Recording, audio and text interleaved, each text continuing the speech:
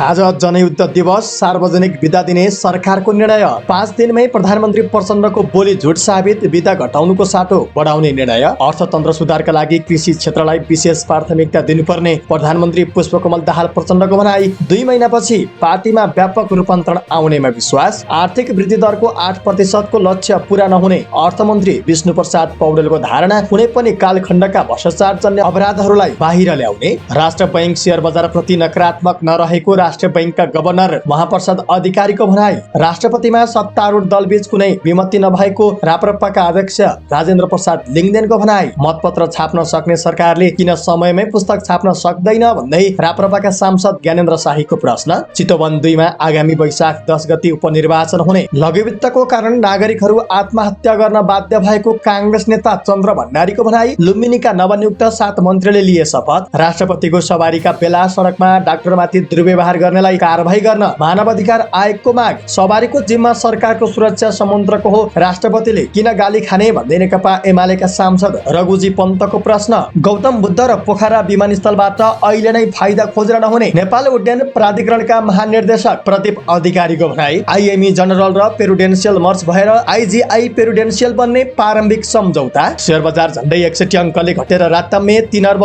4 करोड रुपियाँको कारोबार। टर्कीमा भूकम्पबाट भत्किएका भवनको निर्माण मापदण्डबारे अनुसन्धान सुरु। 100 जना पक्राउ। मैत्रीपूर्ण फुटबलका लागि नेपाली महिला फुटबल टिमको टोली भारत जाने, टोलीको विदाई। र केपी ओली कप प्रतियोगिताको टाई सिट सार्वजनिक। दर्शक महानुभाव नमस्कार। हाम्रो न्युजको न्युज बुलेटिनमा यहाँलाई हार्दिक स्वागत छ। म सुदीप अधिकारी। आज मिति विक्रम सम्वत 2079 साल फागुनको 1 गते सोमबार, ईस्वी सम्वत सन् 2023 फेब्रुअरी 13 तारिक। सदाको झैं आज पनि हामी उपस्थित भएका छौं आजका महत्त्वपूर्ण समाचार, ब्रेकिङ न्युज अपडेट लगायत तपाईलाई काम लाग्ने हेर्नै पर्ने महत्त्वपूर्ण खबरहरू लिएर। हामीलाई अन्तिम समय हेर्नुहोला। हाम्रो मेहनतका लागि यो भिडियोमा एउटा लाइक अवश्य गर्नुहोला। दर्शक महानुभाव, पल पलको न्युज अपडेटका लागि हाम्रो च्यानललाई सब्स्क्राइब गर्नु भएको छैन भने कृपया सब्स्क्राइब गर्नुहोस् अनि नजिकै आउने बेल आइकनलाई क्लिक गर्नुहोला। दैनिक रूपमा हेर्नुहुन्छ भने रेगुलर भनेर लेख्नुहोला। आज पहिलो पटक हेर्दै हुनुहुन्छ भने फर्स्ट टाइम भनेर लेख्नुहोला। देशभित्र हुनुहुन्छ भने आफू रहेको गाउँ ठाउँ सहर जिल्लाको नाम लेख्नुहोला। विदेशमा हुनुहुन्छ भने कुन देशबाट हेरिरहनु भएको छ तलको कमेन्ट बक्समा कमेन्ट गर्नुहोला। आउनुहोस् दर्शक महानुभाव, आजका महत्त्वपूर्ण समाचारहरू सुरु गरौँ आज सार्वजनिक बिदा दिइएको प्रसङ्गबाट। सरकारले जनयुद्ध दिवस अर्थात् फागुन 1 गते आज सोमबार सार्वजनिक बिदा दिने निर्णय गरेको छ। प्रधानमन्त्री तथा मन्त्री परिषदको कार्यालय सिंहदरबारमा बसेको मन्त्री परिषदको बैठकले फागुन 1 गते जनयुद्ध दिवसका दिन सार्वजनिक बिदा दिने निर्णय गरेको छ। बैठकले नेपालको राजनीतिक परिवर्तनमा जनयुद्धले पुर्याएको योगदानको कदर गर्दै सार्वजनिक बिदा दिने निर्णय गरेको प्रधानमन्त्रीका प्रेस विज्ञ मनहरी तिमेल सिन्हाले जानकारी दिनुभयो। 2052 साल फागुन 1 गतेदेखि सुरु भएको जनयुद्ध 2063 मङ्सिर 5 गते विस्तृत शान्ति सम्झौतामा रूपान्तरण भएको थियो। त्यही जनयुद्धको जगमा नेपालमा राजनीतिक परिवर्तन सम्भव भएको थियो भने गणतन्त्र, संघीय प्रणाली, समावेशी लोकतन्त्र, सामाजिक न्याय जस्ता उपलब्ध जनयुद्ध र जनआन्दोलनको बेलामा नै स्थापित भएका थिए। जनयुद्धको नेतृत्वकर्ता पार्टी माओवादी केन्द्रले प्रत्येक वर्ष फागुन 1 गतेलाई जनयुद्ध दिवसको रूपमा मनाउँदै आएको छ। परिवर्तनका पक्षमा भएका सबै आन्दोलन र क्रान्तिको सम्मानमा सरकारले सार्वजनिक बिदा दिने निर्णय लिएको हो। यसैबीच सार्वजनिक बिदा कम गर्ने भनेर प्रधानमन्त्री पुष्पकमल दाहाल प्रचण्डले आफै गरेको भाषण 5 दिनमा गलत साबित भएको छ। गएको 24 गते मंगलबार सिंहदरबारमा बसेको प्रजातन्त्र दिवस मूल समारोह समितिको बैठकमा प्रधानमन्त्री प्रचण्डले सेवा प्रवाहमा समस्या भएको र सरकारी काम प्रभावित भएको भन्दै सार्वजनिक बिदा कम गर्ने बताउनु भएको थियो। प्रधानमन्त्री प्रचण्डले सरकारी बिदाहरू धेरै भएका कारण नागरिकका काम गर्ने समय कम भएको र सेवा प्रवाहमा समस्या देखेकाले पुनर्विचार गर्न आवश्यक रहेको बताउनु भएको थियो। तर आइतबार मात्रै आज 1 गते जनयुद्ध दिवसको दिन बिदा दिने निर्णय गरेर आफ्नै बोलीलाई प्रधानमन्त्री प्रचण्डले झुट साबित गर्नु भएको छ। त्यति बेला उहाँले बिदा घटाउने बारेमा मन्त्री परिषदमा पनि छलफल समेत गरेको जानकारी दिनुभएको थियो। यो वर्षका लागि सरकारले शनिबार बाहेक 43 वटा सार्वजनिक बिदा दिएको छ। तर बीचबीचमा मन्त्री परिषदको बैठकले अरू थुप्रै पर्व, दिवस र शोकमा सार्वजनिक बिदा दिने निर्णय गरिरहेको छ।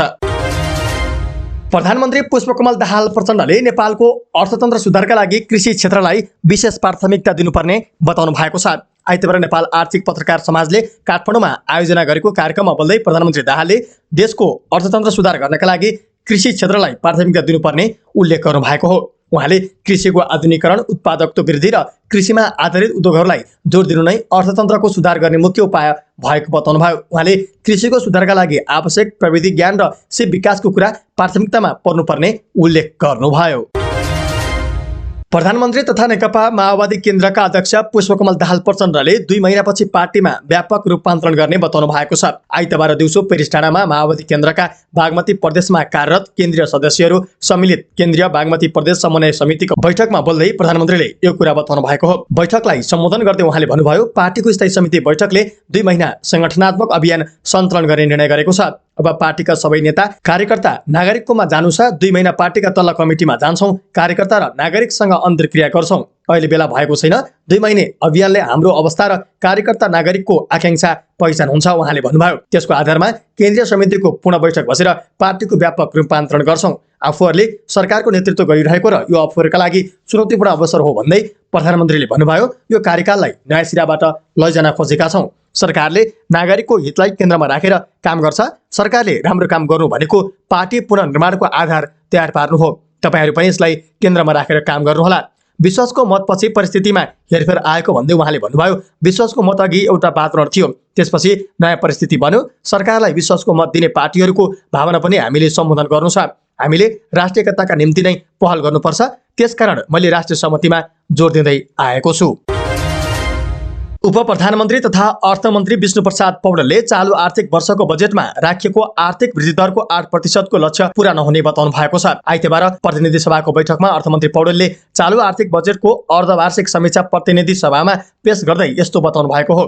उहाँले पर्यटन क्षेत्रमा केही सुधार भए पनि उत्पादनमूलक उद्योग पूर्ण क्षमतामा चल्न सक्ने नदेखिएकाले आर्थिक वृद्धि लक्ष्य अनुसार नहुने देखिएकाले चालु आर्थिक वर्षको आर्थिक वृद्धि दर 8% को लक्ष्य पूरा हुने नदेखिएको बताउनुभयो। उहाँ अर्थमन्त्री पौडेलले आयात नियमनको असर र आपूर्तिमा आएको सुस्तताका कारण राजस्व सङ्कलनमा दबाव परि देशको अर्थतन्त्र चरम दबावमा रहेको पनि उल्लेख गर्नु भएको छ।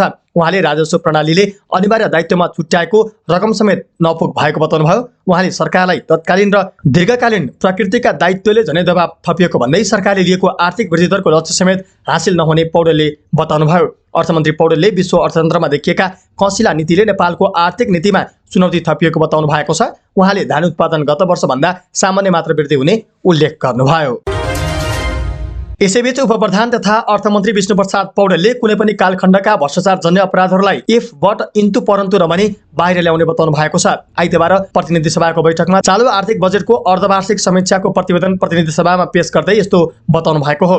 उहाँले वर्तमान सरकार भ्रष्टाचार र सुशासन कायम गर्ने सन्दर्भमा स्पष्टताका साथ प्रस्तुत भइरहेको पनि उल्लेख गर्नुभयो। अर्थमन्त्री पौडेलले सरकारले नीतिगत प्राथमिकता र न्यूनतम कार्यक्रम सार्वजनिक गर्ने क्रममा स्पष्ट पारेको उल्लेख गर्नु भएको छ। उहाँले 2047 सालपछिका वा मल्टिपार्टी सुरु भएपछिका भ्रष्टाचार अपराध बाहिर नआउने चर्चा भए पनि सरकारले कुनै पनि कालखण्डमा गरेका भ्रष्टाचारका अपराधहरूलाई बाहिर ल्याउने बताउनुभयो। उहाँले भ्रष्टाचारजन्य अपराध गर्नेलाई सरकार कानुन अनुसार दण्डित गर्न दृढ प्रतिबद्ध रहेको उल्लेख गर्नु भएको छ। नेपाल राष्ट्रिय बैंकका गभर्नर महाप्रसाद अधिकारीले नेपाल राष्ट्रिय बैंक शेयर बजार पुँजी बजार प्रति नकारात्मक नरहेको बताउनु भएको छ। आइतबार नेपाल आर्थिक पत्रकार समाज सिजन अवार्ड कार्यक्रममा बोल्दै गभर्नर अधिकारीले नेपाल राष्ट्रिय बैंक पुँजी बजारको विकास गर्न प्रतिबद्ध रहेको भन्दै कहिल्यै पुँजी बजारप्रति नकारात्मक नभएको उल्लेख गर्नु भएको छ। उहाँले शेयर बजार बन्नु र कहिलेकाहीँ घट्नु स्वाभाविक भएको पनि उल्लेख गर्नुभयो। पुँजी बजार हेर्न छुट्टै केन्द्रीकृत नियमन निकायहरू भएको बताउँदै गभर्नर अधिकारीले धितोपत्र बोर्डले पुँजी बजारलाई नियन्त्रण र अनुगमन गर्ने पनि उल्लेख गर्नु भएको छ। उहाँले भन्नुभयो, पुँजी बजारप्रति राष्ट्रिय बैंक नकारात्मक हुनुपर्ने अवस्था छैन। पुँजी बजार हेर्ने छुट्टै केन्द्रीकृत नियमन निकायहरू रहेका छन्। धितोपत्र बोर्डले पुँजी बजारलाई नियन्त्रण र अनुगमन गर्छ। राष्ट्रिय बैंकले नियमन गर्ने भनेको वित्तीय क्षेत्रभित्रका बैंक तथा वित्तीय संस्थाहरूलाई हो। नेपाली पुँजी बजारमा बाफियाभित्र 70% संस्थाहरू समावेश भएको कारणले राष्ट्रिय बैंकले यी संस्थाहरूलाई गरेको रेगुलेसनको कारण कुनै न कुनै विषयले प्रभाव पारेको होला। राष्ट्रिय बैंकले पुँजी बजारलाई असर परोस् भन्ने नियत लिएको हुँदैन। बैंकहरूसँग भएको पुँजी उत्पादनमूलक क्षेत्रमा लगानी होस् भन्ने चाहना हो। प्रत्यक्ष रूपमा शेयर बजारको विषयमा बोलेका हुँदैनौँ। शेयर बजारको शब्दहरू मौद्रिक नीतिमा नभएकाले अन्यथा लिएको पाएको छु। गभर्नर अधिकारीले विदेशी मुद्रा सञ्चितमा सन्तुलनमा राख्नका लागि आयात प्रतिबन्धको नीति लिएको भन्दै सहज भएसँगै खुल्दै गरेको उल्लेख गर्नुभयो। सत्तारूढ उच्चस्तरीय संयन्त्रको बैठकले सत्ता सहकार्यलाई मजबुत बनाएर जाने निर्णय गरेको छ। आइतबार प्रधानमन्त्रीको सरकारी निवास बालवाटारमा बसेको उच्चस्तरीय संयन्त्रको बैठकले यस्तो निर्णय गरेको हो। बैठकपछि सञ्चारकर्मीहरूसँग कुरा गर्दै उपप्रधान एवं ऊर्जा जलस्रोत तथा सिँचाइ मन्त्री राजेन्द्र प्रसाद लिङदेनले राष्ट्रपतिको बारेमा सत्तारूढ दलबीच कुनै विमति नरहेको दावी गर्नुभयो। उहाँले सरकार निर्माण गर्दा भएको सहमतिलाई नै निरन्तरता दिने कुरा सत्ता गठबन्धनको अडान रहेको उल्लेख गर्नुभएको छ। उहाँले आइतबारको बैठकमा उच्चस्तरीय संयन्त्रको बैठकलाई निरन्तरता दिने र अहिलेसम्म गरेका कामका विषयमा समीक्षा भएको उल्लेख गर्नुभयो। राष्ट्रिय प्रजातन्त्र पार्टीका सांसद ज्ञानेन्द्र शाहीले हिमाली जिल्लामा फागुन 1 गतेदेखि शैक्षिक सत्र सुरु हुने भएकाले तुरुन्तै किताब उपलब्ध गराउन माग गर्नु भएको छ। आइतबार बसेको प्रतिनिधि सभाको बैठकमा समय माग गरी बोल्दै सांसद शाहीले भन्नुभयो, हिमाली जिल्लामा मङ्सिरमा परीक्षा सकिन्छ। फागुन 1 गतेदेखि शैक्षिक सत्र सुरु हुन्छ, तर अहिलेसम्म किताब पुर्याइएको छैन। सूचना अनुसार 77 जिल्लामा वैशाख 1 गतेदेखि शैक्षिक सत्र सुरु हुने भनेको छ। बाँकी 2 महिना त्यहाँका विद्यार्थीले कुच्चा खेल्नका लागि होइन, सभामुख महोदय छिटोभन्दा छिटो किताब उपलब्ध गराइयोस्। सांसद शाहीले मतपत्र छाप्न सक्ने सरकारले किन समयमै पुस्तक छाप्न सक्दैन भन्ने प्रश्न समेत गर्नुभयो। यसपटक पनि हिमाली क्षेत्रका विद्यार्थीले समयमै किताब पाउनेमा दुविधा देखिएको उहाँले बताउनुभयो। चितवन निर्वाचन क्षेत्र नम्बर 2 मा आगामी सालको वैशाख 10 गते उपनिर्वाचन हुने भएको छ। आइतबार निर्वाचन आयोगले चितवन क्षेत्र नम्बर 2 मा विक्रम सम्वत 2080 साल वैशाख 10 गते उपनिर्वाचन गर्ने निर्णय गरेको हो। न्युज एजेन्सी नेपालसँगको कुराकानीमा निर्वाचन आयोग नेपालका निर्वाचन आयुक्त रामप्रसाद भण्डारीले आयोगले चितवन क्षेत्र नम्बर 2 मा विक्रम सम्वत 2080 साल वैशाख 10 गते उपनिर्वाचन हुने गरी मिति निर्धारण गरेको बताउनुभयो। उहाँले चैत्र 20 गते मनोनयन पत्र दाखिला गर्ने र दाबी उजुरीका प्रक्रिया 21 र 22 गते हुने र 23 गते अन्तिम नामावली प्रकाशनका साथै निर्वाचन चिन्ह वितरण गर्ने पनि उल्लेख गर्नुभयो। उहाँले त्यसपछिको 15 दिन निर्वाचन प्रचार प्रसार गर्न पाउने र अन्तिमको 48 घण्टाको समयमा भने कुनै पनि प्रचार प्रसारका कार्यक्रम गर्न नहुने बताउनुभयो। नेपाली कांग्रेसका सांसद डाक्टर चन्द्रकान्त भण्डारीले लघुवित्तको कारण धेरै मानिसहरूले आत्महत्या गर्ने गरेको भन्दै सो विषयमा अनुसन्धान गर्नुपर्ने बताउनु भएको छ। आइतबार बसेको प्रतिनिधि सभाको बैठकमा समय माग गरी बोल्दै सांसद भण्डारीले लघुवित्तको चर्को ब्याजदरका कारण धेरै मानिसहरूले आत्महत्या गर्ने सम्मको अवस्था आएको भन्दै यस सम्बन्धमा अनुसन्धान हुनुपर्ने बताउनु भएको हो। उहाँले लघुवित्तका कारण बढीजसो महिलाहरूले आत्महत्या गर्ने गरेको भन्दै यस बारेमा सरकार मौन बसेको उहाँको भनाइ छ। उहाँले लघुवित्तका कारण आत्महत्या गर्न बाध्य मानिसहरूलाई सरकारले सुरक्षित गर्नुपर्ने उल्लेख गर्नुभयो। अनुसन्धान गरेर दोषीलाई कानुनी कारबाहीको दायरामा ल्याउनुपर्ने सांसद भण्डारीको भनाइ छ। लुम्बिनी प्रदेश सरकारका नवनियुक्त 7 जना मन्त्रीले पद तथा गोपनीयताको शपथ लिएका छन्। आइतबार दाङको राप्ती गाउँपालिका मौरीघाटमा आयोजित समारोहमा प्रदेश प्रमुख अमिक शेरचनले शनिबार नियुक्त भएका मन्त्रीहरूलाई शपथ ग्रहण गराउनु भएको हो। पुनर्गठित मन्त्री परिषदमा नेकपा एमालेबाट 3 जना, माओवादी केन्द्रबाट 2 जना, राप्रपा र जनमत पार्टीबाट 1 जना नियुक्त भएका थिए। समारोहमा आर्थिक मामिला मन्त्री जोगबहादुर महरा, भौतिक पूर्वाधार विकास मन्त्री इन्द्रजित थारू, स्वास्थ्य मन्त्री विष्णुप्रसाद पन्थी, वन तथा वातावरण मन्त्री दुर्गाप्रसाद चौधरी, उद्योग पर्यटन तथा यातायात व्यवस्था मन्त्री जानकी प्रसाद यादव, कृषि तथा भूमि व्यवस्था मन्त्री तुलसीराम शर्मा र सामाजिक विकास मन्त्री चन्द्रकेश गुप्ताले शपथ लिनु भएको हो। सरकारलाई समर्थन गरेको जनता समाजवादी पार्टी, नागरिक उन्मुक्ति पार्टी र लोकतान्त्रिक समाजवादी पार्टी भने तत्काल सरकारमा नजाने भएका छन्। आइतबार दिउँसो 1 बजे प्रदेशसभा भवन परिसरमा हुने भनिएको कार्यक्रम हावाहुरीले मञ्च र टेन्ट भत्काइदिएपछि 2 घण्टा ढिला गरी सुरु भएको थियो। राष्ट्रिय मानव अधिकार आयोगले राष्ट्रपतिको सवारीका बेला सडकमा डाक्टरमाथि दुर्व्यवहार गर्नेलाई कारबाही गर्न आग्रह गरेको छ। आयोगले घटनाको स्थलगत अनुगमन गरेर डाक्टरमाथि दुर्व्यवहार गर्नेलाई कारबाही गर्न सरकारसँग आग्रह गरेको हो। आयोगले सवारीको उचित व्यवस्थापन गर्ने प्रबन्ध गर्न पनि माग गरेको छ। गत शुक्रबार राष्ट्रपतिको सवारीका कारण घण्टौं ट्राफिक जाम भएको, नागरिकले कष्ट बेहोर्नु परेको, एम्बुलेन्सहरू समेत ट्राफिक जाममा पर्दा बिरामी समयमै अस्पताल पुग्न नसकेको, बिरामीको उपचारका लागि अस्पताल जान लागेका डाक्टरमाथि समेत सुरक्षाकर्मीबाट हातपात भएको आयोगका प्रवक्ता टीकाराम पोखरेलले निकाल्नु भएको विज्ञप्तिमा उल्लेख छ। यस्तै आयोगले डाक्टरले अस्पतालमा उपचार सेवा बन्द गर्दा बिरामी उपचार सेवाबाट वञ्चित हुने परेकाले अस्पतालका सेवा बन्द नगर्न पनि डाक्टरसँग आग्रह गरेको छ। आयोगले विशिष्ट व्यक्तिहरूको सुरक्षा व्यवस्थापन कार्यविधि 2077 मा समय सापेक्ष परिमार्जन गरी सवारी सुरक्षालाई चुस्त बनाउन आग्रह गरेको छ। त्यस्तै विशिष्ट व्यक्तिहरूको सवारीका बेला नागरिकलाई पर्न सक्ने प्रभाव परे गम्भीर बन्न घाइते डाक्टरको प्रभावकारी उपचारको व्यवस्था गर्न तथा यो घटनाको छानबिन गरी डाक्टरमाथि हातपात र दुर्व्यवहार गर्ने तथा निर्देशन दिने सुरक्षाकर्मीमाथि कारबाही गर्न आयोगले माग गरेको छ। यसैबीच नेकपा एमालेका सांसद रघुजी पन्तले विशिष्ट व्यक्तिहरूको सवारी नागरिकलाई अप्ठ्यारो नपर्ने गरी व्यवस्था मिलाउन सरकारसँग माग गर्नु भएको छ।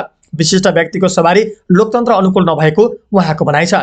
आइतबार बसेको प्रतिनिधि सभाको बैठकमा समय माग गरी बोल्दै सांसद पन्तले सवारीलाई खुकुलो बनाउन सुरक्षा संयन्त्रले नचाहेको भन्दै यस समस्याको समाधान राजनीतिक नेतृत्वबाट खोज्नुपर्ने बताउनुभयो। राष्ट्रपतिको सवारीका क्रममा सुरक्षा प्रबन्ध गर्ने जिम्मा सरकारको भए पनि अनाहकमा राष्ट्रपतिले गाली खानु परेको उहाँले बताउनुभयो। सांसद पन्तले यस विषयमा गम्भीर हुन प्रधानमन्त्रीको ध्यानाकर्षण गराउनु भएको छ।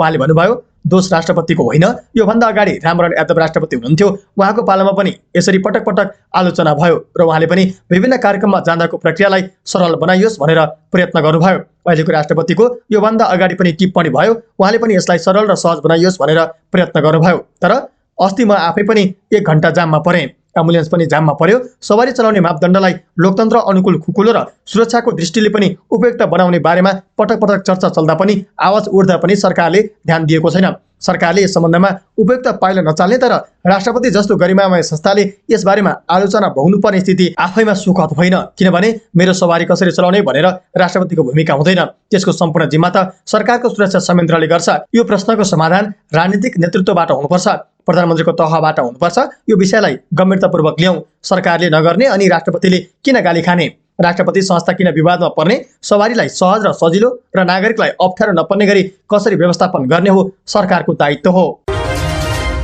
नेपाल नागरिक उड्डयन प्राधिकरणका महानिर्देशक प्रदीप अधिकारीले भारतसँग कूटनीतिक पहल बिना भैरहवाको गौतम बुद्ध विमानस्थलमा अन्तर्राष्ट्रिय उडान सञ्चालन गर्न नसकिने बताउनु भएको छ।